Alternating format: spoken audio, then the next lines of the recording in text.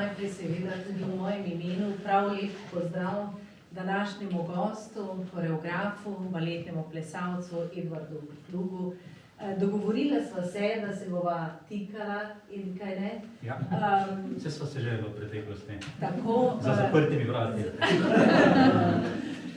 Zaradi tega, ker sva imela v nekaj preteklih letih v tem koronskem obdobju tudi čudovito sodelovanje in izkušnjo in seveda tudi zato, ker je umetnost dialog vedno odprta za drugega in do drugega in naj to prikaže tudi nekako najina domačnost. Edvard Klug prihaja iz Romunije. Prišel je k nam v Mariborski balet pri kolikih letih? 31 letih, točno.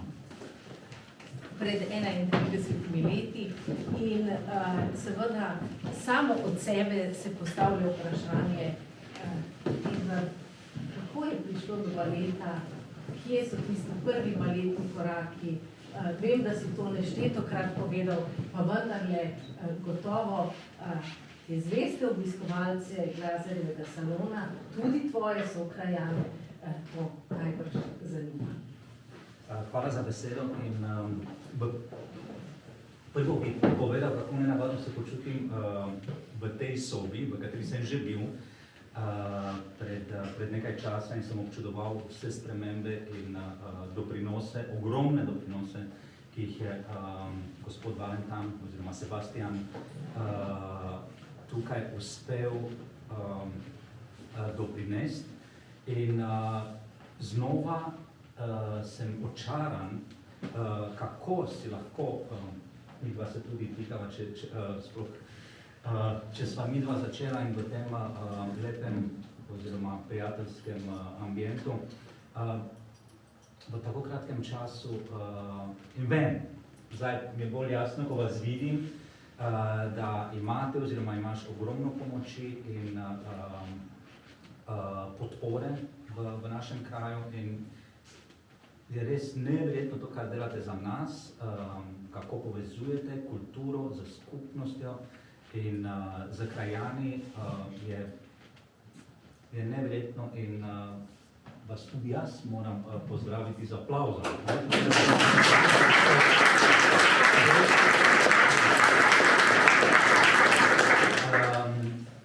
Brez tebe do tega večera ne bi prišlo in ne vem, mogoče tudi mi, oziroma vsi vas, še pred nekaj leti si ne bi predstavljali, da takšni lepi dogodki, kot so že bili do sedaj v tem salonu in tudi zunaj na ploščadu dogajali, je res čudovita stvar za naš kraj. Prav ponosen sem in te lepote, ki so obstajale, še zdaj pridejo do izraza in smo lahko še toliko bolj ponosni. Zdaj pa nazaj k baletu, je seveda zgodba zelo dolga in zdaj mogoče za naše perspektive želim malo skrajšati, ker mogoče se bomo pogovarjali bolj o aktualnih temah, ki seveda jasno so še vedno povezane z baletom, z plesom nasploh. Zdaj imam občutek jasno, da to je bolj kot izbira bila usoda, ki jo je krojila ne samo moj oče, ampak nekdo, ki je krojil tudi njegovo odločitev.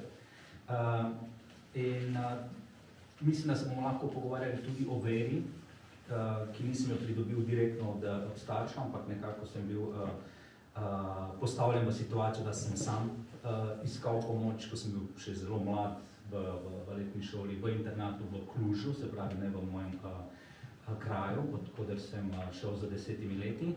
Ampak jasno je, da ta usoda je krojila pot oziroma mi je dala priložnosti, takšne in drugačne, ki po drugi strani sem jih, lahko preprosto rečem, izkoristil, kolikor sem v danem obdobju bil sposoben to sploh dojeti in tudi realizirati. Ljubezen do tega poklica pa se je vendarle kasneje zgodila. Ne? Z 10 leti me je oče vprašal, ko sem prišel v tem času, konec poletja, in sem prišel iz bazena, če bi rad šel študirati v Cluj balet. Seveda sem bil presenečen z vprašanjem 10-letni otrok, ne? Če te nekdo vpraša, bi rad bil astronaut, ne bi rekel, ja, zakaj ne? In sem prišel, kje pa v Cluju? Sem rekel, ampak to je precej daleč, kje bom tam živel, kdo bo poskrbel zame, takoj sem, ja, živel v internatu, kako to brez vajal, in me to bolj zanimalo. Moj oče je bil, da se nakratko tudi ne pogovarjam, ker je on ta glavni razlog, oziroma je bil dejansko vizionar, ki je prevzel v končni fazi v mojem imenu to odločitev in me navdihuje, še dan danes, je tudi z mamo, njega nažalost več ni, tudi z mamo se pogovarjam, kako in odkot je imel to moč, da edinega otroka pošlje v internat, prepričan, da mu bo ratalo, po domače rečeno. Seveda sem prišel v ta internat, tudi v časih, ki so postali najbolj kruti v Romuniji, se pravi v drugi polovici 80-ih, ko se je Ceausescu vživljaval in nismo ne komunizma, ne socializma več imeli, ampak preprosto njegova diktatura je vladala z strahom in z velikim terorjem pravzaprav v državi. In moj oče je bil v tem malem mestu, si je lahko dovolil tudi biti en mali dizident. Se pravi, na glas je poslušal Svobodno Evropo, ki je predvajala v romunskem jeziku iz Kölna in je bil obveščen in zelo odprt človek. Je poslušal to lestvico, ki so jo predvajali ob vsakem tednu. Se pravi, je bil preko te radijske postaje povezan z Zahodom in s tem, kar se dogaja. Medtem ko en kar velik del Romunije, sploh pa na vzhodu, ki je bil bolj povezan oziroma bliže našemu, bi rekel, ustvarjalcu ali pa tisti, ki nas je oblikoval po drugi svetovni vojni in ne samo nas, ampak cel vzhodni blok, kot vemo, Sovjetska zveza. Mi smo bili pod velikim konkretnim vplivom Sovjetske zveze po drugi svetovni vojni in od malega, zakaj to povem, sem vedel, da živim v napačnem sistemu, v napačni državi, da nimamo Coca-Cole, da nimamo čokolade, da nimamo nič pravzaprav. Z obzirom, da živim zelo blizu Maribora, je natančno kot od Maribora do madžarske meje, živim jaz na drugi strani v Romuniji, na drugi strani meje z Madžarsko. Skratka, smo še lovili malo madžarsko televizijo in oni so bistveno boljše živeli kot mi, da ne govorimo o vas, ki ste bili Amerika za nas. In prišel sem v baletno šolo, pogoji so bili grozni v tem internatu, bivši samostan, ki je bil prirejen za internat z ogromnimi spalnicami, po 25 postelj. Moja mama, ko je videla 15. septembra, se pravi, izpit sem naredil, sem prišel tam nekje v sredino liste, nisem imel nikakršne, nisem imel pojma, kaj to pomeni balet. Nisem bil gibčen, ampak malo posluha sem imel za glasbo, ritem in bil sem izjemno suh. In mogoče to je bil razlog, da so me nekako sprejeli. Druga zanimiva stvar, ki se je pojavila na tem izpitu, je, da še nikoli nisem videl predtem toliko luštnih deklet na enem mestu. In to mi je že dalo, in se vidi zdaj malo v mojega Izaka, neko potrebo po dokazovanju. Če ne drugo zaradi tega, da te opazijo punce. In to me tudi oče, ki je bil neke vrste animator, se pravi, ob tem, da je bil geolog, tehnik, ni bil inženir, je imel svoj band, rock band, ampak je bolj na porokah in ob koncu na kakšno, ob koncu tedna smo imeli balo in je tudi tam igral in je bil zelo priljubljen. Z obzirom, da je poslušal na skrivaj seveda ta radio, včasih tudi bolj na glas, ker so ga sekuritate v parih primerih tudi čez noč malo spraševali, ampak ljudje so se spoznali v tem kraju in so rekli, gospod Klub, malo utišate, to ni primerno in tako naprej.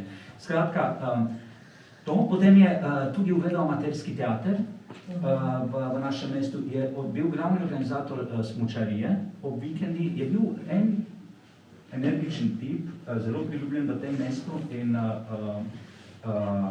upornik, kakor se oblačil, kakšno frizuro imel in brado v teh časih, ko ni bilo strogo prepovedano, ampak ste ga dogledali. In tudi preko mene, ne vem, do katerega razreda nisem se smel postriži, jaz sem trpel v šoli, ker cel čas povej, da se moraš striži in poleg tega na pionirskih aktivnostih me ni pustil, ker smo bili na smučanju ob nedeljah in cel čas imel pike. Ampak sem rastel v tem duhu, svobodnem duhu. In tudi relativno okej smo živeli doma, ker se vedno znajdo. Pa je vedno bil kos mesa na mizi, ker se ni dalo v prosti prodaji, ker je bilo racionalizirano. Mislim, da 85. leta so začeli racionalizirati vse. Od masla, olje, sladkor. Mislim, na kilo pa pol mesa govejo ali pa svinjsko je bilo dodeljeno na naš, mi smo bili trije, jaz sem edinec. In to si dobil enkrat na mesec, pa se pravi, bolj zdrav, smo živeli kot ne. Samo črni kruh, ker je bil bolj poceni za pridelovati, belega nismo spoznali. Edino, kar je bilo v prosti prodaji, so bile kure. In ko se zvedo, da pride kamion z kurami, vrsta se je že ustvarjala, jajce so tudi bile in mleko. In tukaj so ponavadi ljudje, ki so bili v penziji, so imeli kaj za delati in ob 4 zjutraj so že bili pred trgovinah in so nabavili za vnuke, za družino liter mleka ali pa par jajc. Zdaj malo skočimo od internata in baleta, ampak te zgodbe mogoče so malo bolj zanimive. In meso odkod? Kmet ni imel dejansko kmetijo. Čisto vse je bila kooperativa, se je imenovalo pri nas in vse je pripadalo državi. Tisto eno kravo, kaj si imel, je tudi bila štempljena in je bila označena, tako da na skrivaj so potem po garažah so jih oplodili. Mogoče kakšen drugi izraz, strokovni. In si se zmenil predhodno gledaj čez, zdaj tudi ne vem, koliko krava. Vidiš, čez 5 let, ne? Ne. 9 mesecev. Skratka, in si imel tega. In si šel po tele s kufri, in potem lepo so prišel moj špoter in dedek iz potovanja, s kufri, in potem so vse žalozije in so tranširali to meso, označili, in veliko krat to, kar so označili, se je zbrisalo in nisi več vedel, kaj si dal imeli smo 2 zmrzovalnika in mi smo imeli, se pravi, telečje meso od kmeta in kasneje v internatu, ko sem pripovedal drugim otrokom, Romunija ogromna, takrat je bila 23 milijonov ljudi. Neverjetne zgodbe vem. No, ampak moja mama, ko je bila ta internat, je rekla, ni šans, moj otrok gre danes mama domov, to je leta 83, 15. septembra, na kar moj oče seveda se je opiral, jaz v jok, ampak cela tista spalnica je bila polna otrok, ki so se lečevali od staršev in so se psi jokali in tako naprej. Skratka, ampak je prišel tudi tisti večer, seveda na koncu moj oče je prepričal, ko smo se naenkrat znašli v novem prostoru in dejansko v novem življenju. Popolnoma novem življenju. Se pravi, ti si moral zdaj, ne vem, 10 let je malo, jaz vidim svoja otroka, kako sta razvajena po določenih stvareh, ščetka, tuširal, mislim, še prej je bilo malo bolj težavno, ker nismo imeli tople vode. Se pravi, moja mama je ogrevala, seveda ne vsaki dan, vodo v kuhinji in potem za to vodo smo se tako nekako znašli v kopalnici. Tukaj pa smo imeli za relativno velik internat samo eno kopalnico, iz katere, in to ni bilo ploščic, ne vem, voda se je seveda na enem, na plin. Smo tudi segreli spalnice in smo imeli vsaka taka spalnica, predstavljate, je imela eno terakoto, peč na plin, ki je gledala cel prostor, ampak je bilo kar ok. Da greš ven iz spalnice, kopalnica in stranišče so bile povezane samo z enim podmikom, zunanjim. Se pravi, po zimi ti si moral zunaj v copatih leteti do stranišča in vedno tam na vogalu se malo nabirala voda in led in si se malo stegnil, ampak na stranišču, ker je bil najmanjši prostor, je bilo najbolj toplo in prijetno. Seveda tudi najbolj smrdelo. Ampak tam smo se zadržali, včasih tudi naloge smo tam delali in življenje v internatu pa je bilo. Zato mislim, da ni v redu, da sta moja otroka danes tukaj, ker morda sta še premlada, ker to so zdaj bolj pravljice. Ne lahko pomagaš, ker samo teror mi pride, pa je tako, kakšna beseda bi bila bolj primerna v slovenščini. Kaj so izvajali starejši, strahovanje, ampak nasilje. In so se dogajali nasilja, ki so bila prikrita. Mi smo imeli en človek, ki je skrbel za ves internat, se pravi, mi smo bili balet, glasbena šola, tam še huje. Violino, klavir so štartali za 6 leti. Si predstavljate, 6 let dejansko vržen v Oliver Twist. Do 5. razreda, mislim, da nisi smel brez spremstva, se pravi, tako v vrsti do, to bom še povedal, logistika je bila obupna, zaradi tega, ker vsi oddelki so bili razpršeni po celem centru Kluža. Pravi, mi smo imeli to stavbo internat, preko najlepšo pokopališče, ki sem jo videl, ne vem, po kakšni Moskvi ali pa čudovito. Zakaj? Ker tam smo se mi igrali ob nedeljah in med grobovi, ne vem kaj, in tam si imel mir. To so te stare kapele, to je res čudovit kraj, polno drevesa in tako naprej. Kantina pa je bila skupaj z šolo, tako kot tukaj, bi lahko rekli, oddaljena približno kilometer, potem baletna šola, ki je bila na novo zgrajen, mislim na novo, stara 30 let takrat, čudovita, 9 baletnih dvoran, v socialističnem slogu, ampak odlični pogoji tam, ampak tudi brez tople vode, za takšen poklic. Je pa bila nazaj od internata še enih 600 metrov, se pravi, skoraj 2 kilometra od kantine in potem greš spet nazaj v šolo in internat. Mi smo pešači, ne vem koliko kilometrov na dan. Da ne govorimo o hrane in tako naprej. Oprosti, da te zmotim, v kakšnem številu, recimo, otrok? V tem internatu, da. Baletna šola je spremljala takrat v Klužu. Mi smo imeli samo 2 baletni šoli v celi državi, Kluž in Bukarešt. Kluž je slovel po dobrih fantov, Bukarešt obratno, da so tam boljša šola za dekleta.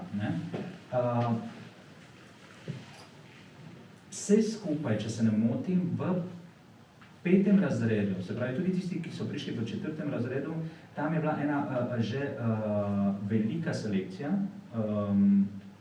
po 5. razredu, tako da nas je ostalo približno 50 otrok, recimo v 2 razredih, 25-25, in da smo štartali mogoče tam nekaj malo več kot 60.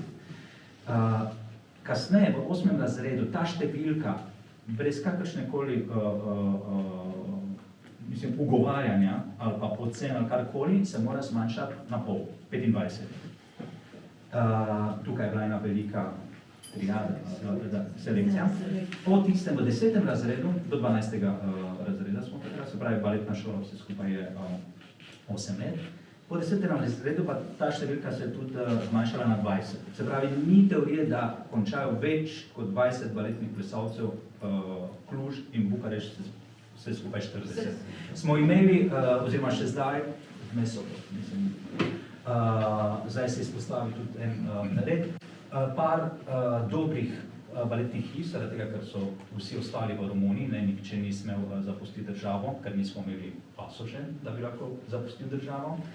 Ampak je bil samo en, ker mogoče lahko preskočim, se pravi, nasilje so izvajali starejši, si predstavljate, kako izgleda en 18-letnik pa en 10-letnik. To so že odrasli ljudje.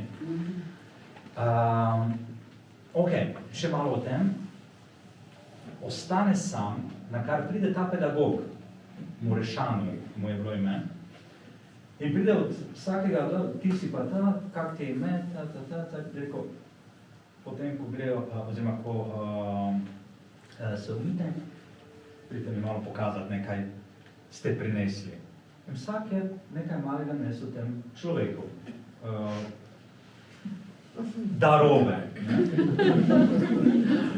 Ko je on šel, potem so prišli oni starejši, da vidim, kaj je ostalo. In seveda, za prvi dan se ti zdi, da to lahko obsedeti, pol se naučiš, kako to skrivati, kako se zlagati, kako se ne vem, kako se... Ampak kasneje smo ugotovili, da če nisi sodeloval, potem pa so te preizkusili. In tako imenovana kontrola, to je bila zloglasna kazen, da za vsako stvar, ki jo nimaš pripravljeno za naslednji dan, dobiš 5 udarcev z pasom na dlani. In seveda so naše. Nogavice, uniforma smo imeli, srajca, podsrajco, baletna oprema, ušesa, nohti. Smo gledali, in vsak je imel dve uniformi, in vedno si kazal eno, ki nisi jo nikoli nosil, si jo šparal za to kontrolo. Ampak so nekaj naše. Že takrat sem bil malo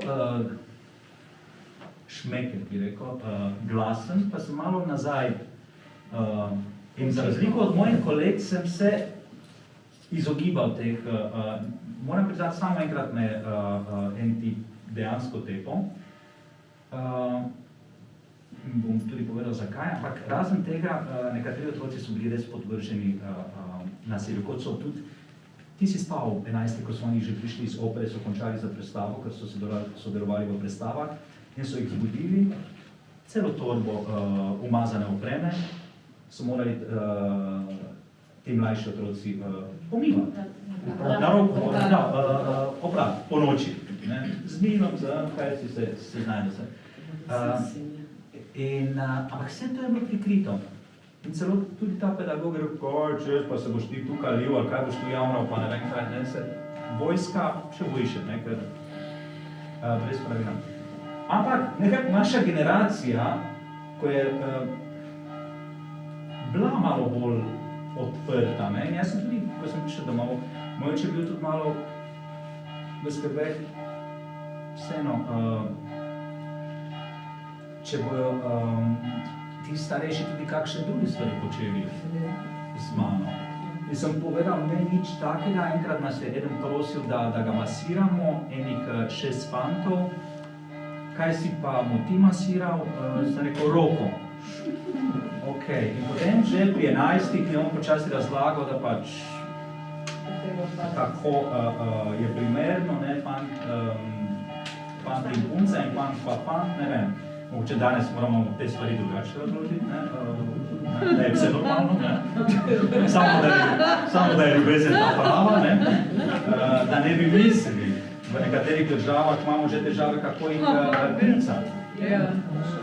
Da si mislim, kam je, ali se jaz staram, ali ta svet drvi v ne vem, in to v času, ko se ljudje borijo za življenje.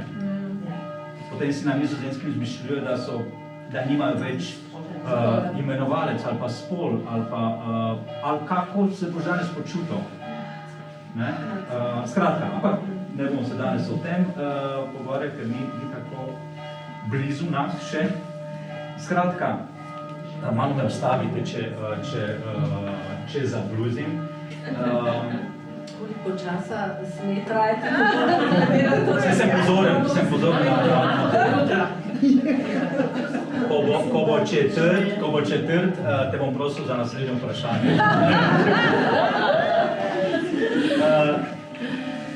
No, ampak v tem internatu smo slišali zgodbe, fantastične zgodbe o tistih, ki so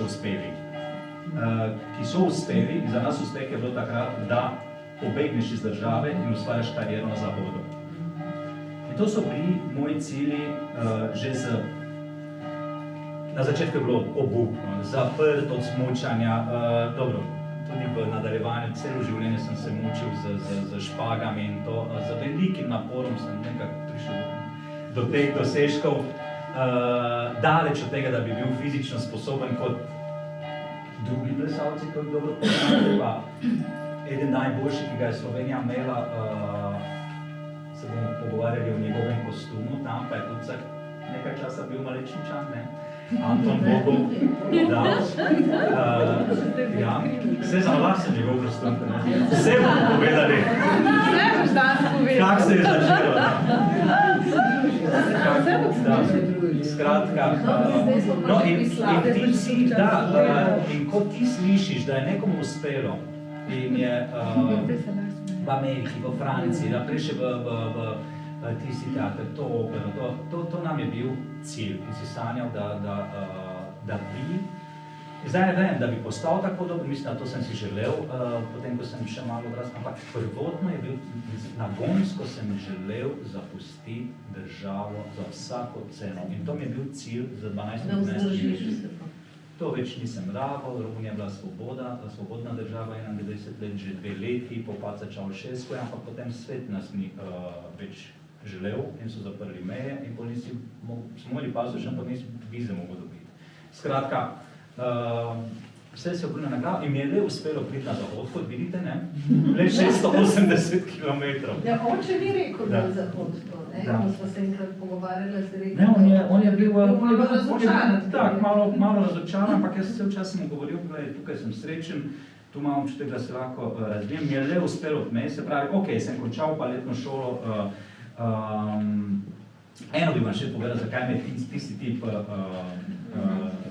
tepal.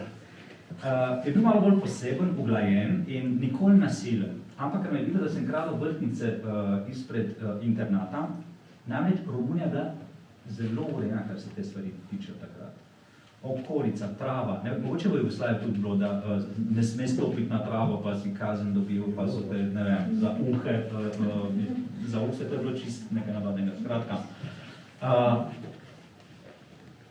In mi je samo rekel, on je čital tak na okno. Je rekel, ti mali, pridi sem, ne? In meni 8-krat še malo. Te ni sram, pa to mada, pa ne se, ja, seveda, mislim, mi ni bilo žal, sem bil žaljen, ampak nobenemu nisem povedal. Kaj smo pa delali sicer, ampak smo se križali, seveda. Živeli smo v internatu in smo imeli resurse malo bolj omejene. Za izpit je bila navada ob koncu leta, da nosiš rože, ne, učiteljica. Si lahko predstavljate, ne? Mi smo šli na pohod, ne,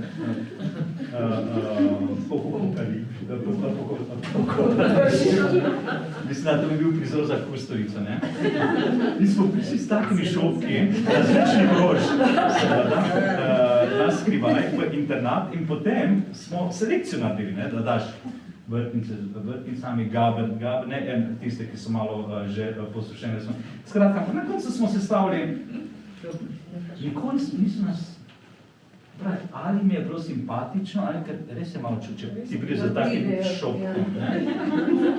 Ampak to je bila tudi ena praksa, ne, za nekaj časa in dosti takih zgodb. Ta internat, samo da zaključim s tem, po drugi strani, po 2 letih si se že počutil, ne, v primerjavi s tistimi, ki so prihajali v prednosti. In si že bil bolj kaljen in izkušen in si mu že dal kakšen nasvet in bolj si zrastel, manj si bil izpostavljen nasilju ali pa. Ampak tako kot smo mi končali to baletno šolo, se je tudi malo svet okrog nas spremenil in tudi naš odnos do malih. Naprimer, jaz v življenju nisem enega udaril, ali pa ta kontrola z pasom. In to sem že, se spomnim, staršem povedal, ko sem prišel na počitnice, vedno bolj redko, oziroma ne, na počitnice prišel, ampak oni so prihajali enkrat na teden na začetku, potem enkrat na mesec, potem smo se videli na 2 meseca ali pa 2,5. Tako da človek se navadi in mogoče največja lastnost in kar mogoče nezavestno, ampak me spremlja v življenju, je ta sposobnost prilagajanja. Spravi nikoli ni, mislim, ne gledam na težavo kot težavo, ampak gledam kot rešitev, ali pa na kak način bi se dalo to rešiti. Mislim, ne vem, če je to prirojeno, ampak smo si to prilastili zaradi sistema. Druga stvar pa je, da nam je tako slabo šlo, da je bilo že smešno. Se pravi, tudi ta lastna ironija in neka ekstremna situacija v življenju, ki te večkrat, s katero se soočaš, te tudi, da, ne samo da ti utrdi, ampak pridobivaš nek zelo zanimiv odnos do same situacije. Skratka, še ena stvar, v redu. No, sanjali smo o Zahodu in je bila samo ena kompanija, na pol privat, skoraj da v Konstanci ob morju, ki je še vedno gostovala. Nemčija, Belgija, spravi tu Srednja Evropa. In plesalci so bili privilegirani takrat, ker s temi dnevnicami, kar so dobili, seveda, oni so potovali z avtobusom in velikokrat tudi spali na avtobus in poln avtobus opreme in konzervov, ker so oni te dnevnice šparali in kupovali na Zahodu VHS predvajalnike, ki so potem prodajali v Romuniji na črnem trgu in za 2 VHS predvajalnika si ti lahko kupil eno dačo. Pravi, baletni, ki so bili veliki frajerji v tem času. Da ne govorim kavbojke, teniske in iz kompanije. Seveda, vsi smo hoteli v ta fantazijo in tudi jaz sem ciljal, ampak pol ta fantazija, danes ne vem, zakaj ni prišel do te realizacije. V Maribor sem prišel z pedagogom, s katerim sem dejansko končal baletno šolo, takrat je bil precej znan v Jugoslaviji, Vasile Solomon, in tudi zelo cenjen in je bil večkrat povabljen skoraj da po vseh prestolnicah. In tokrat je ponovno prišel v Maribor in tako smo mi prišli z njim leta 1991 na audicijo v Jugoslaviji. Ker audicija je bila 15. junija in 2 dni kasneje, ko smo se že vozili nazaj z vlakom za Beograd, Temešvar, Romunija in tako naprej, se je že začela vojna. Rekel, dobro, zdaj pa še to. Na kar nas je poklical direktor baleta, Edi Dežman, takratni, je rekel, fantje, 3 nas je bilo, Sergio Moga, mogoče, pa je mala Julijan, ki je v Ljubljani. In je rekel, fantje, pridite nazaj, vse v redu, mir, nova država, super. Mi smo prišli na Čebelico, ne, tisti, se spomnite, Boni, ne, pred tole. Boni. Tako da prvo plače smo dobili v Boni in dejansko smo tukaj, oziroma sem tukaj od samega začetka države. In Mariborski balet takrat je bil, moramo, da, biti objektivni, ampak nekje na repu v Jugoslaviji. Beogradski balet, Hajnka, Zagreb, Sarajevo, Skopje, Ljubljana, da, in Maribor, mi smo gledali na Maribor kot poskočno desno. In cel čas sem ciljal, parkrat sem bil, ampak kot sem povedal, fizično so bili pred mano plesalci sigurno bolj nadarjeni ali pa bolj visoki, bolj... In zdaj nekdo te ne more oceniti, da kaj znam, si ti nek nadarjen umetnik pri 18 in ko smo šli na te audicije, samo številko gor in so nas kar poslali domov. Ampak Sergeta pa mene so obdržali v Heidelberg, kjer sem tudi šel po 2 letih Maribora in sem prišel nazaj po 10 dnevih.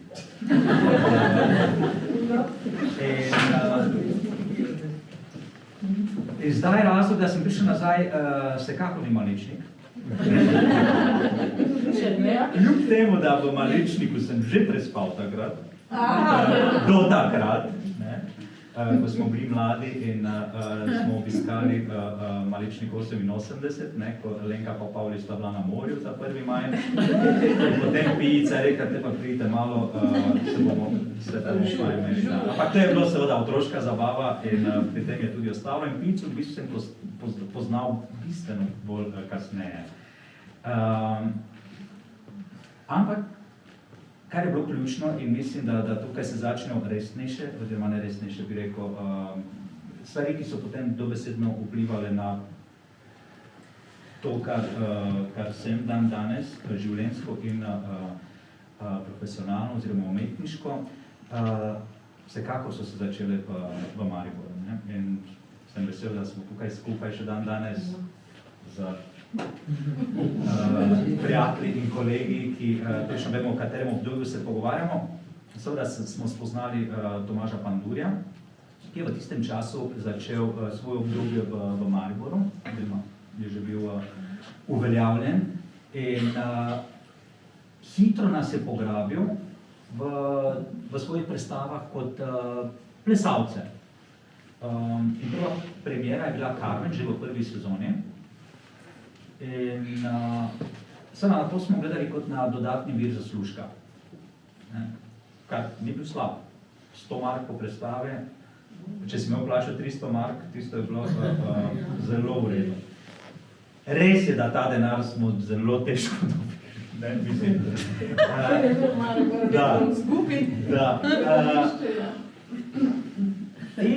In tudi nismo razumeli njegov teater. Jaz sem sanjal, da sem drugi Barušnikov in klasični balet ampak potem sem tudi malo boljše spoznal Carmen. In to je bilo relativno hitro zadnji, še danes, mislim, dobro, se dejstvo je, da je Carmen 10 let starejša od mene. Jaz sem bil 19 let, ko sem jo malo boljše spoznal. Ampak tudi to je usodno. Zakaj? Po eni strani to prijateljstvo in ta življenjska veza med Tomažem in Ksenijo Mišič, v katero sem tudi jaz, ne kot trikotnik, ampak sam ne vem, kako je sploh prišlo do tega, ampak očitno je moralo biti. In kaj se je zgodilo potem v nadaljevanju? Sem prišel nazaj in Ksenija mi je povedala, Eduard, ona me je pisala Eduard, vedno. Se pravi, mislila si bila tako blizu, ne. Ampak je tako bolj. Skratka, je rekla, Eduard, pridi nazaj, da se boš lahko vrnil v svet skozi velika vrata. In to se je uresničilo. Pravi, vsi ti teatri, ki me niso sprejeli kot plesalec, ko sem bil zelo mlad na Zahodu, danes, oziroma že vrsto let, ustvarjam za njih predstave kot koreograf. Mislim, da je boljši izkupiček. Mogoče, če bi uspel, pa bi bil plesalec, da bi že bil v penziji in bi me poslali nazaj v Malečnik. Malo bi bilo prepozno, da začnem iskati pijo. Skratka, ampak kaj se je zgodilo skozi to navezo, skozi Tomaža? Jaz se spomnim, mislim, ne samo Tomaža, ampak cela njegova ekipa, prijatelji in vse, takrat je obvladal en blišč. Mi smo bili navdušeni od njegovega imidža, kako se oblači, kako se ne vem kaj. Veš, s kom smo še bili navdušeni, Danilo, ker zdaj smo malo bolj intimni. Kakšne dobre čevlje nosi Staš Ravter. Veš, kako smo ga klicali v romunščini? On je imel devek čevljan. Mislim, da je zgrešil poklic. Ne, Samo govorimo na tej strani. ampak on je imel take dobre čevlje in mi smo samo gledali, veste, smo mi brez denarja in smo oni gledali, ko bom jaz tako veliki, bi smo tudi take čevlje. Skratka, in Tomaž tak je bil pojem, trend setter in cel njegov outfit in imidž je bil, mislim, neprepustljiv. In nas je očaral. Ampak kljub temu ne do te mere, da bi mu bil tako predan. In cel čas, še vedno mi je to bilo seveda neka druga stvar, razlog sem povedal malo prej, ampak postopoma mi je postalo malo bolj zanimivo. In sledila je božanska komedija, ki nisi mogel ostati kar tak, da to dela samo zaradi denarja. In smo počasi bili navdušeni in seveda nadaljeval sem vezo z Ksenijo, ki je tudi pogrešala v meni neko, kako bi rekel, neko zrelost. Eva, ti si pametna, ampak čisto nič ne veš. In še nekaj Ksenija, veš, zaprta država, pa ono, Nataša, ti si prebral Mojster in Margareto. Mislim, to ne moreš misliti, si prebral, ali nisi, ne nisem. Od Dostojevski je bil prepovedan. In z njo sem doživel enič, meni je bilo tako nerodno. Parkrat sem bil na parih večerih, Lige ali pa ne vem, prijateljih, in oni so se pogovarjali o filmih, o gledališču, o ono. In jaz sem bil Edvarde, se od Ksenija ne grem več, ker mi je grozno. In pol sem začel pojesti te knjige. Dobro, takrat, ko so mi prebavljene, so bile na brzino, nekje je to res vplivalo. Oni so se delali norce iz mene, moji kolegi, kaj bo šel mamici prebrati za lahko noč, pa ne ve, kaj se. In mislim, da pija tudi, ne, kaj se. Skratka, in mi ni, mislim, nerodno povedati, da sem to počel, ampak sčasoma sem začel dojeti malo drugačno stvari. Hkrati sem tudi bolj in bolj prišel do spoznanja, da kot baletni plesalec, sploh pa, ko se je pojavil še Anton Bogov, dolgoročno ne bom neko strašno kariero naredil. In sem prišel do svojega vrhunca in tudi sem imel srečo, če lahko temu tako rečem, spoznal Ireno Pasarič, takrat morda najboljša plesalka v bivši Jugi, ki prišla iz Amerike, potem iz Londona, English National Ballet, iz drugih razlogov, povezane z vojno na Balkanu, partnerja, ki izgima, skratka, ne bomo se spustili. In za nekaj časa je bila v Mariboru, glih v tem času, začetek 90-ih, na kar se je odločila, da bo tukaj in da bo plesala z mano, ker sem bil simpatičen. Ampak ona je toliko trpela, da me nauči, da se tudi malo življava. Mi smo bili do 11, to ni nič ne štima, nič ne, ampak jaz sem bil samo tiho, se neko meni se lahko samo naučim. In res je, da sem z njo ogromno napredoval kot plesalec in tudi uspel to vlogo skup sestaviti. In po Mariboru mi je celo uspelo v HNK gostovati za to vlogo in potem še par preslav, ampak tisti, seveda, pri 22 ali 23, koliko sem bil takrat, nima še te izkušnje in te zrelosti, da zares uživaš v tako zahtevnih vlogah. Se samo boriš, da ne boš, kaj, če lahko rečem, zasral, ali pa ne vem kaj, ali pa rabiš res kilometrino, in ta prije tam nekaj blizu 30 in potem se hitro konča, ker telo več je. Intuitivno sem zavedal, da bom moral, ne da bom moral začeti z koreografijami, daleč od tega, ali pa da bi delal kaj drugega.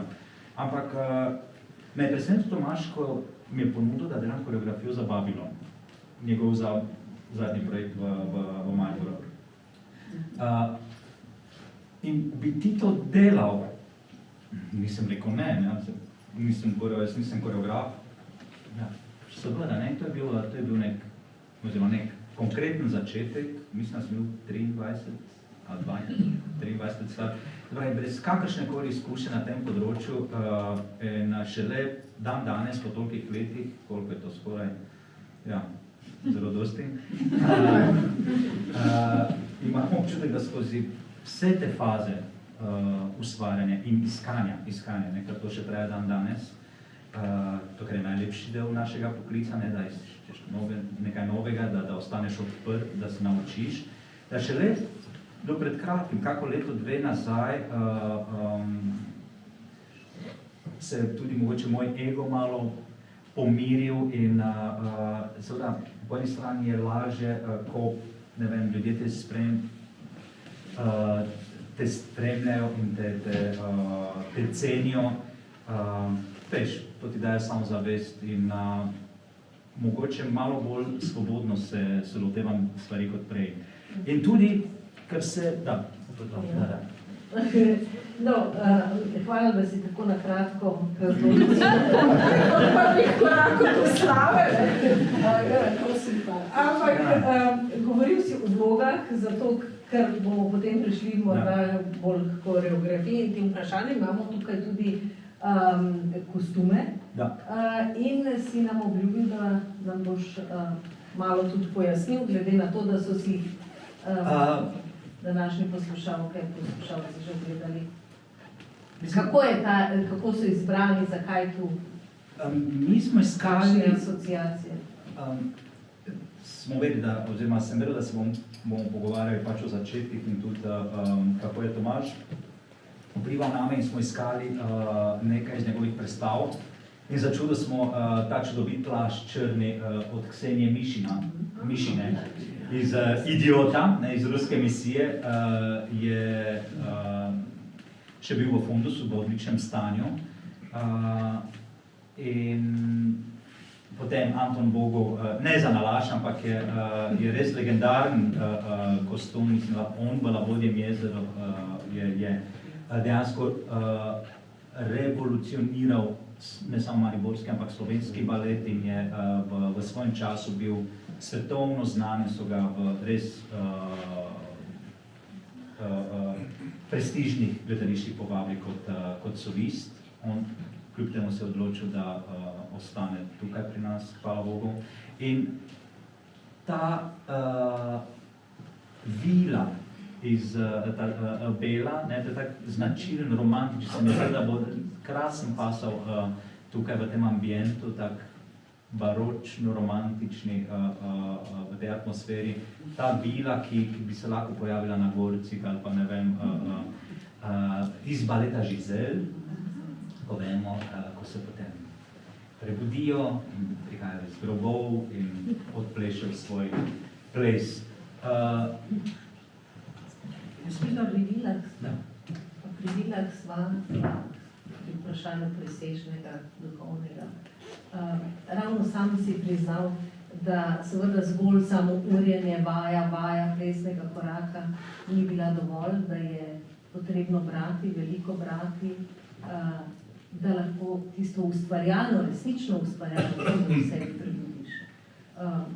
Ko se pa danes napajaš, da ohranjaš to ustvarjalno kondicijo, ki je zares izjemna, glede na to, da delaš tako rekoč po vsej Evropi. Projekti so tako raznoliki. In nedolgo nazaj sem začel z velikimi literarnimi temami, če smo že pri knjigah. In prvi projekt je bil zgolj iz radovednosti in tudi teatri, po katerih sem gostoval do takrat, z krajšimi deli, ki niso imeli v ospredju ali pa kot osnovo kakšno znano literarno delo ali pa kakšno znano glasbo. bolj sem izhajal iz sebe, veliko sem delal z Lazarjem in smo iskali dejansko nek nov skupen jezik in kombinacija oboje, ne? Kakšne nove koreografske rešitve in to nekaj časa je tudi trajalo, ampak sem videl, oziroma sem se zavedal, da bi moral preizkusiti kaj več. In na pobudo drugih, ki so mi ponudili, Danilo je tako čakal leta in leta, kdaj boš delal eno zgodbo, eno veliko predstavo. In tako smo prišli do Perginta. In natančno ne vem, zakaj je Pergin, morda tudi, ker je prva predstava, v kateri sem nastopal v Mariboru leta 1990, smo jo posneli takrat za televizijo, v koreografiji Václava Orlikovskega, ki mogoče ni bil najbolj nima toliko značaj kot koreografa, kot režiserja. In on je znal pripovedovati zgodbe skozi ples. Ker če se ti ukvarja samo z plesom in samo z koraki in ne za ozadjem, za vsebino, mislim, da ni tako zanimivo in ne komunicira dejansko predstava kot sicer. In po tistem seveda sem želel še kakšne druge, ampak vedno so vrsta izbor do zdaj in ni veliko predstav z tako globoko temo od zadaj. So 3, ampak dovolj globoke, ki so zaznamovale zadnjih par let moj fokus. Naslednja je bila Faust za Zürško opero in predstavo, ki jo bomo videli tudi pri nas drugo leto. In do pred kratkim Mojster in Margareta v Moskvi. In vse te 3 zgodbe imajo v ospredju ta univerzalen konflikt med dobro in zlo, le ime pač spreminja v vsaki izmed teh knjig, če poenostavim zadevo. Ampak tudi se mi zdi, vse te 3 knjige, kaj imajo skupnega, je tudi eno plat človeka, ki je meni nekako blizu. Mislim, ta radovednost in podajanje v usodo, bi rekel, brez kakršnikoli kompromisov. V določenih primerih je šlo za trenutni navdih v določeni, ko sem omenil pri zadnjem projektu Mojster in Margarita, se mi je dozdelo proti koncu, da sem le inštrument, ki izpolnjuje zelo pomembno nalogo. Tako sem se počutil in zaradi tega mi ni bilo strah, ne rečem, da mi ni bilo težko, je bilo zelo težko, ampak se mi je zdelo prav. In tako se je tudi zdelo drugim, hvala Bogu po tistem. In je projekt, ki me je za razliko od drugih zaznamoval. In sem vedel, sem živel 2 meseca pa pol v Moskvi, lani. Tema, ki vemo, da se dogaja v Moskvi, le par korakov od Bolšoj teatra, in ki je za Ruse najbolj pomembna literatura. To je njihova Biblija, mislim, lastne literature. In ko nekdo v štartu, govorim ne samo vodstvo Bolšoj teatra, ampak novinari v vseh TV, kako si to upate? Se pravi, ta odnos in ta skepticizem je bil prisoten od samega začetka, nisem ga ignoriral na kakšen arogantni način, kar pač lahko. Sem ga sprejel in tudi nisem imel potrebe po dokazovanju. Enostavno sem sledil intuiciji in seveda ne samo intuiciji, ker 7 let sem se ukvarjal z knjigo, ampak je postalo malo srhljivo, ko so me tudi opozarjali in da se ti lahko nekaj slabega zgodi zmeraj, ko so lotevali te knjige, bodi si na filmih, v gledališčih, za baletom, ne vem, dosti je nekaj slabega šlo narobe. V času projekta mi vemo, da je umrl človek na sceni med opero, v prvih 20 minutah,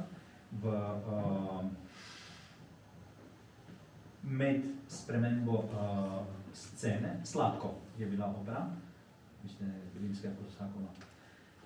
In človek, namesto da gre skupaj z zborom, je šel v napačno stran. In dejansko ga je kulisa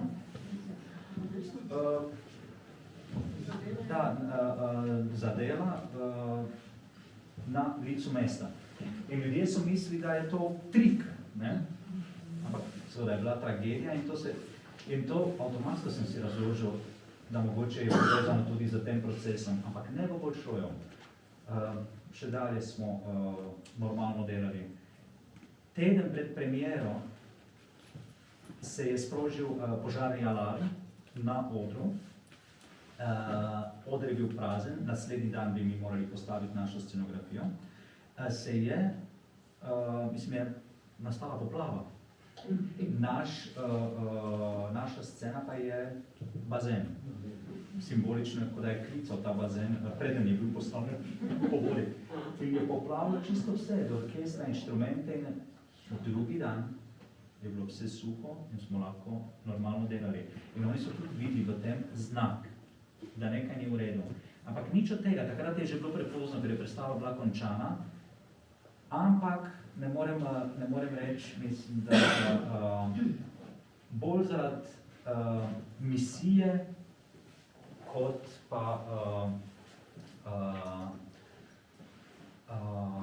vpliv zunanjega sveta, bi rekel, mi je bilo težko, ker v takem osvajanju, mislim, jaz sem se že navadil, da vstanem vsak dan ob 4 v hotelu, ob 5 sem bil v Bani in mogoče ob 6 do 7 sem še uspel, mogoče kakšno vodo. In to se ponavlja vsaki dan, 2 meseca. Človek je izčrpan, ampak sem bil osredotočen in mi je bilo zelo dragoceno. Poleg tega zavedanja, da gre za tako pomembno delo, se pravi, ko presega samo pojem projekta, da je to pač tvoj naslednji projekt, ki je lahko uspešen ali pa je lahko manj uspešen in je bilo nekaj več. In me je ogromno. In predstava, da, moram reči, da je postala v tem času, ne, kot paradoks, zelo priljubljena, ne. Zakaj? Ker nisem se direktno ukvarjal z kritiko družbe, bi bila zelo primerna, ne, in Putin bi se lahko zelo dobro našel namesto Stalina, ne, komu je bila namenjena, ampak vsi so bili toliko obremenjeni z to kritiko in jaz se rekel, gledajte, ko sem prebral to knjigo, ko mi jo je Ksenija predlagala, jaz sem prebral eno čudovito, fantastično knjigo. In želim tiste primarne, intuitivne, brez kakršnekoli globoke analize obdržati umetniško plat te knjige, ne toliko namen avtorja, da bi kritiziral sistem, družbo in sistem. In skozi metaforo plesa, in seveda je tudi kritika prisotna, ampak bolj prefinjeno, indirektno, mislim, da ravno zaradi tega so jo Rusi sprejeli. Ker nisem jim želel povedati tisto, kar vejo, ampak tisto, kar sem jaz začutil. In niti slučajno nisem jim želel ugajati, ampak želel sem ugajati tistemu, ki me je izbral za izvajalca. Nisem mislil direktor Bolšoja, ki me je izbral za inštrument. In tako sem se počutil. Samo da vam povem en anekdoto okrog tega, ker je zadnji večji projekt, ki sem ga delal in mi je, ne samo da me raste pri srcu, ampak me je zaznamoval. In po 2 mesecih in pol se vračam domov, pija pa otroka sta bila, zato mi pride v par dni. Ampak ko si tako predan, jaz ne morem reči, da pogrešam ženo, da pogrešam otroka, da pogrešam karkoli.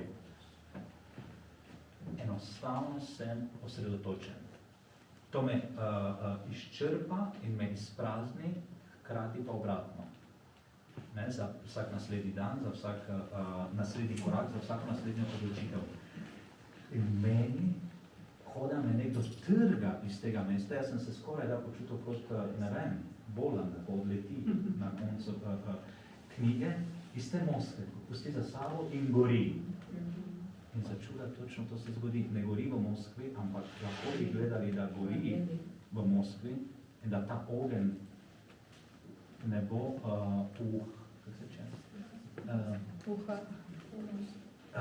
ugasnil za ruski narod, za generacije, ki prihajajo. Ne? Se zdi preklet.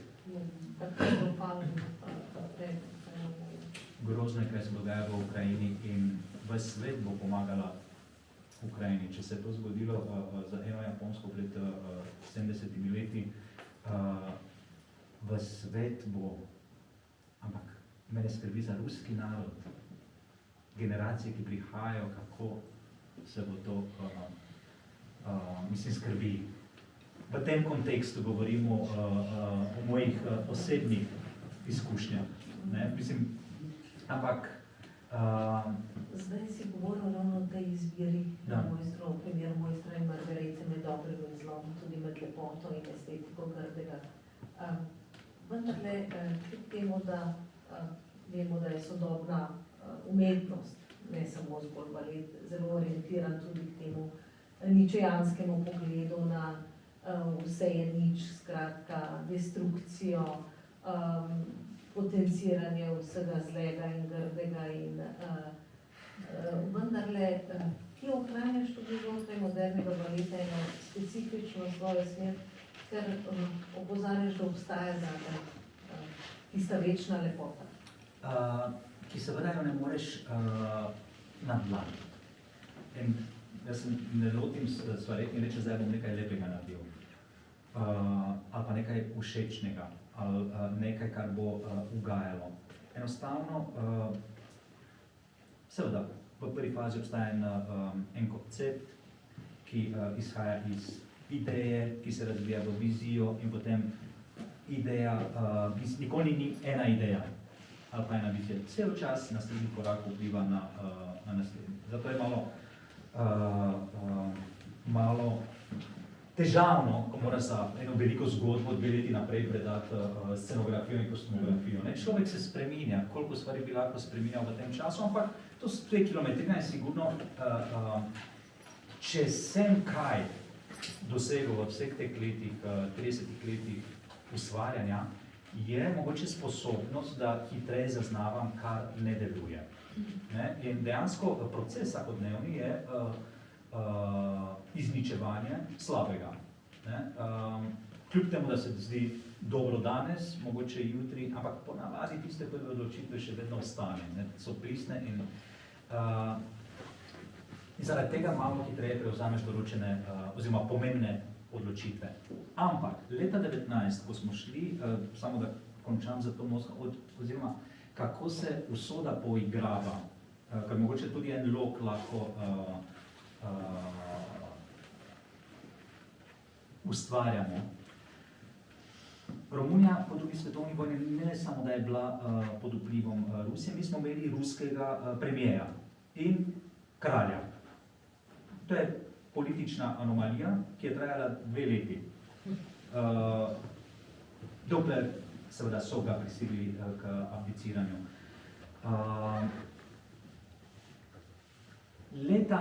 In smo prišli v Bolšoj leta 2019, predstavitev projekta z Markom Japlom na videzni bazen, oziroma bazen, dobesedno konkreten, grajen na odru brez vode in te kabine okrog in okrog, 18 vrat.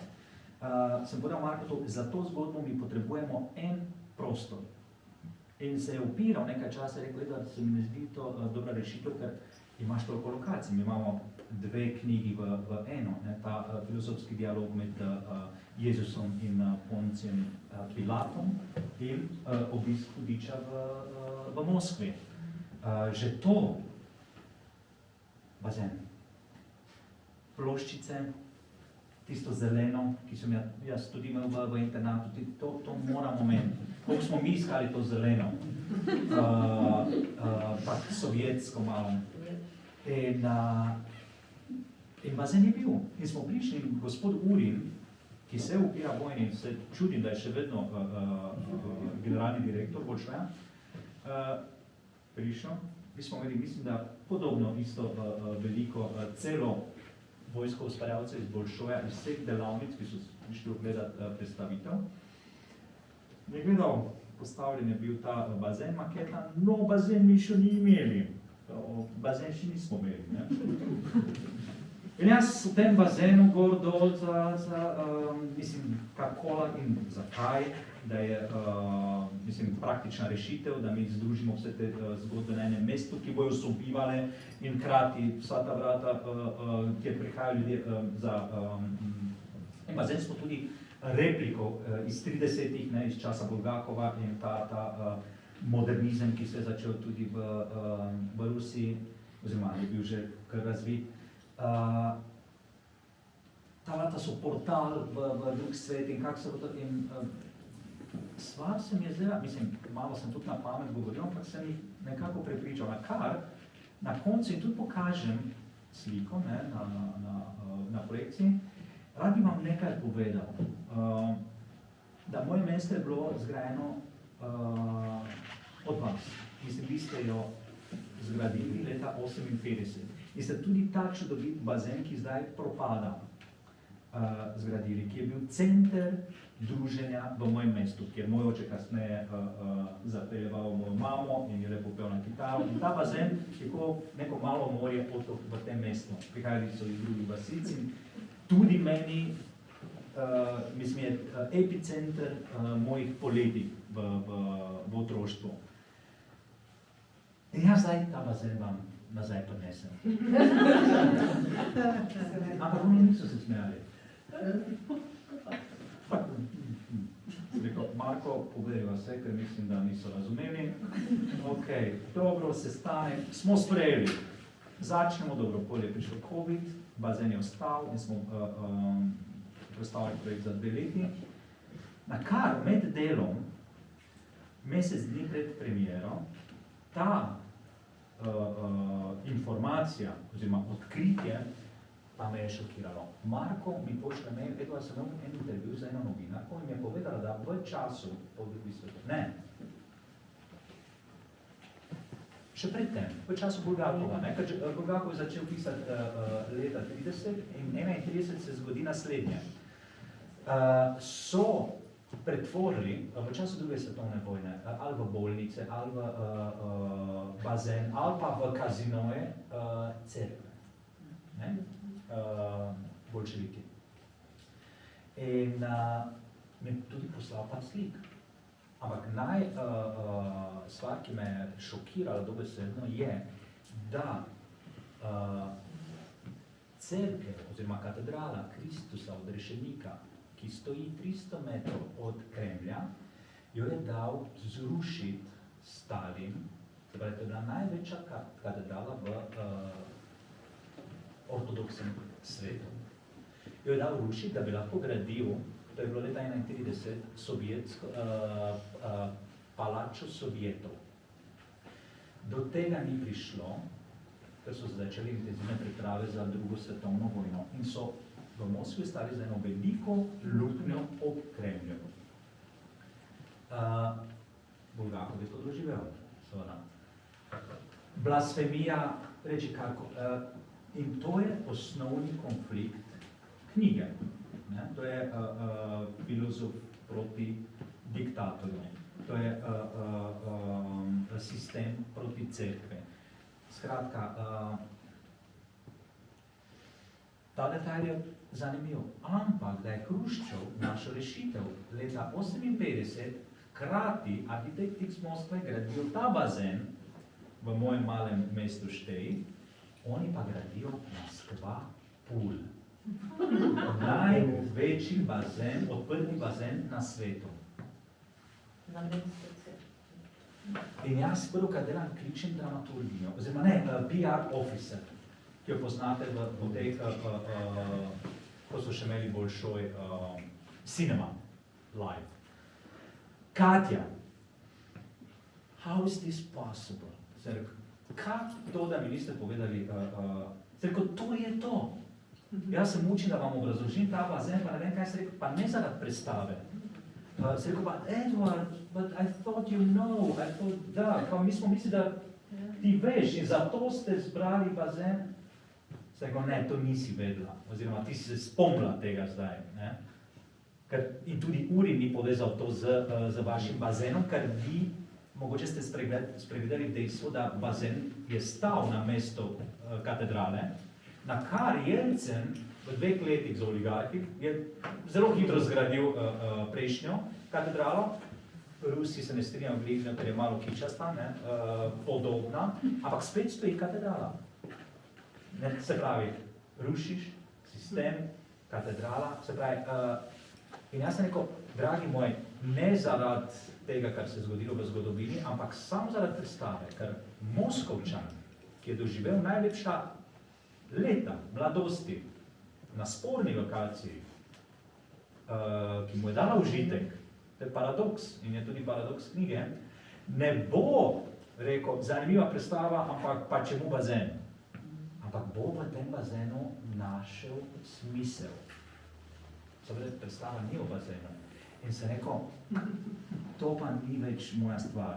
Rusi, ko so prišli čez noč v mojem mali vasici, takrat so bili znani po kumarcah in še nekaj so tam pridelovali. Kumarce, no, ker tak so tudi reči, sem rekli ne vem, na 10. vagone čez noč ljudje na vrtu in so začeli to mesto zgraditi, čudovito mesto, ki je propadlo, zdaj nekako krpajo in ta kompleks, zakaj? Ker zelo blizu, da živim v gorah, Zahodni Karpati, so našli ogromno, ne vem, mi beseda, ne količino, ampak nekamo urana. Zakamente v romunščini, ne? Da, urana, ne, vemo zakaj, ne, ker ogromno, seveda za med hladno vojno, seveda to je bilo ključno za obogatitev, ne.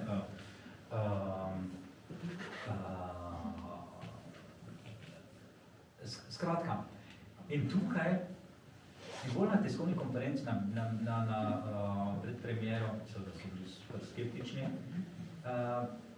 sploh se mi zdi, da ni več moja ideja, ne? Ampak ste jo vi pripeljali po noči enkrat v letu 58 v mojem mestu, ste nasadili seme, da se je ta zgodba zaključila, oziroma začela in zaključila v Moskvi. Mogoče si lastim preveč to igro, kot nekakšno igro, vsode si to ne lastim, ampak razlagam, ampak je preveč enih naključjev, ki so bili ključni v tem primeru. Zdaj pa delam, kar je splača. Ampak si dal odlično izhodišče za to, seveda, Grki so temu rekli, Freud bi rekel nezavedno, Grki pa so temu rekli božji navdih. V kakšni meri si ti začutil tudi Bulgakovu in seveda mojstru in Margareti, ki odpira ta vprašanje presežnega božjo bližino, tudi glede na to, kako izjemen je ravno ta dogodek? V celotni meri, ampak ne v smislu pričakovanja. Jaz nisem pričakoval zdaj, da se bo nekaj zgodilo. Mislim, delo sem jo le opravil, ampak te informacije in ta naključja so mi dale ne samo smer, ampak ogromno, pa ne samo zaupanje, vero. In tudi to vero, nisem rekel, danes grem na vajo, pa verjamem, da se bo nekaj strašnega. Sem bil pomirjen in sem bil zaščiten.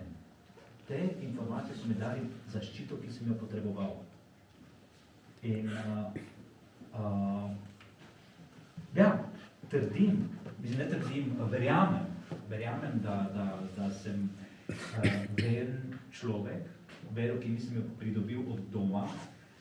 Kasneje se je tudi doma stvar spremenila, mogoče človek, ko se stara, se malo bolj tistega, kar prihaja. Pa ne samo to, ampak je tudi en pojav bil tak mason v Romuniji, ker je bila zatirana, ne, cerkev in to, in zdaj je Romunija zelo pobožna nasploh.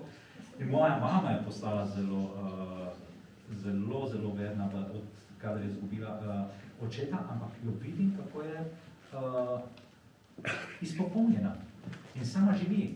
Seveda ima tudi en del družine, ampak je in ne more biti, mislim, mi ne more biti lepše vedeti, da je moja mama pomirjena in na nek način seveda se pogrešamo in sploh pa zdaj, ko ima vnuke in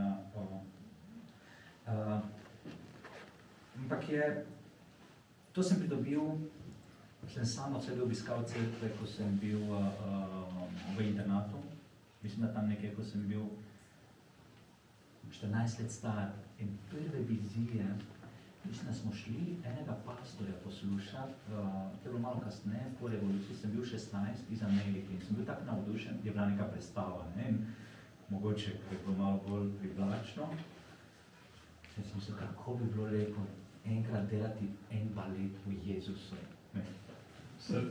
Nisem ga naredil, ne. Ampak ga ni v predstavi fizično, v Mojstri Margareti, ne. Ker sem vprašal, kdo bo Jezusa odplesal, sem rekel, bodite resni, prosim, ne me to spraševa, ne, tako da ga ni navidezno v predstavi, je pa seveda simbolično prisoten skozi Mojstra, ne, skozi vlogo Mojstra. In ja, vedno sem obiskal cerkev, mogoče ne kot ritual, ampak kot prostor, ker sem lahko sam s sabo in dam prostor še nekomu, da me usmerja. Ne? In verjamem, da nekdo skrbi za nas, za vse situacije. In, ampak je treba zgrabiti priložnost in delati, da se stvari uresničijo, si predstavljam. Ampak moram, ker zdaj se že zelo dolgo pogovarjamo. To zemsko središče je pa najbolj tudi dom, družina. Ravno to sem hotel reči. Mislim, nikakor, nikoli mi ne bi uspelo na tej poti brez ljudi, ki so na tako konkreten način vplivali na moj razvoj. Sem začel z Ksenijo. Kasneje me je Danilo imenoval leta 2003 direktor baleta in tudi takrat, ko sem povedal Tomažu, nisem koreograf, tudi takrat nisem bil voditi zdaj vodja svojim kolegom, ampak si imel vizijo.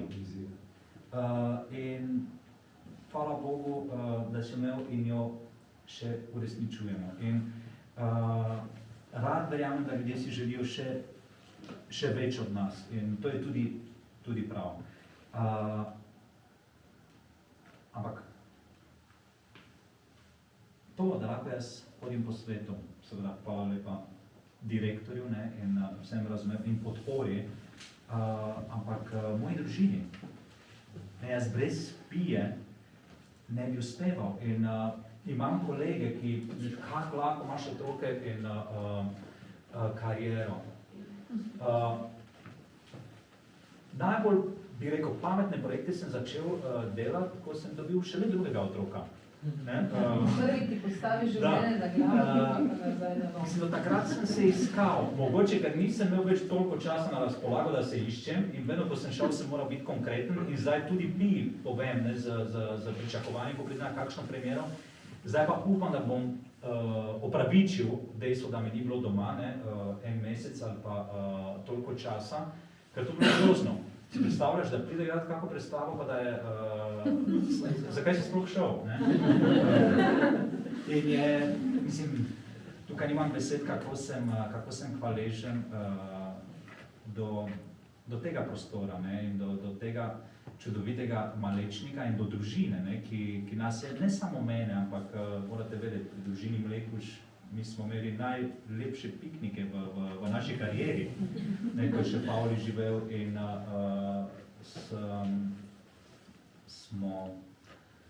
smo bili navajeni in vsi povezani z Malečnikom. In sem seveda presrečen in ponosen, da zdaj še toliko stvari dogajajo in še enkrat, Sebastian, vse čestitke in imate našo podporo za vašo res plemenito prizadevanje, za naš kraj, za naše ljudi. Marsičesa nismo povedala, ne o Karmini Burani, ne o Povodnem možu. Povodni mož bo drugo leto spet. In ste to povabili, da to lahko doživimo v živo. Jaz mislim, da je Povodni mož še težje bil za Slovence narediti, kot pa Mojster Margareto za Ruse. Da, ampak Ignacija, tu zahvale grejo tudi tebi.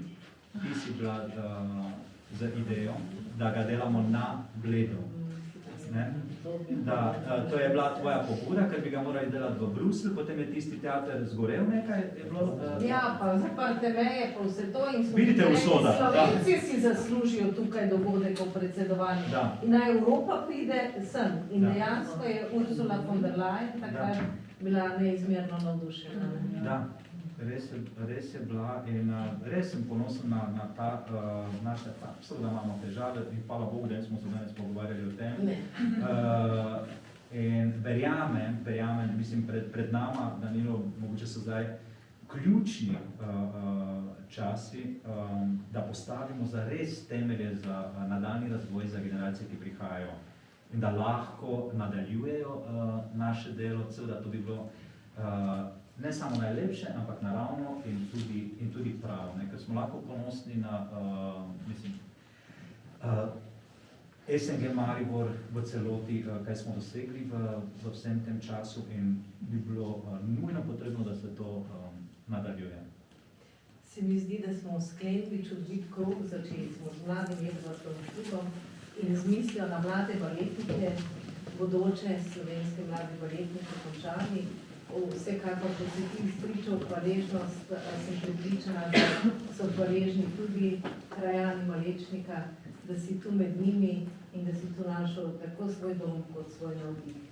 Hvala ti, Edvard. Mislim, da si nam naredil danes čudovit, lep in nepozaben večer.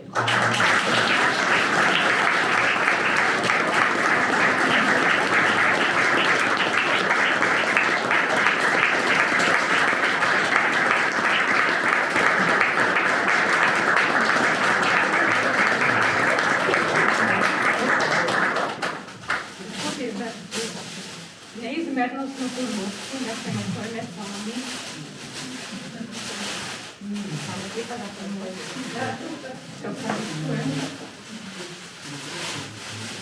Hvala, da ste med nami.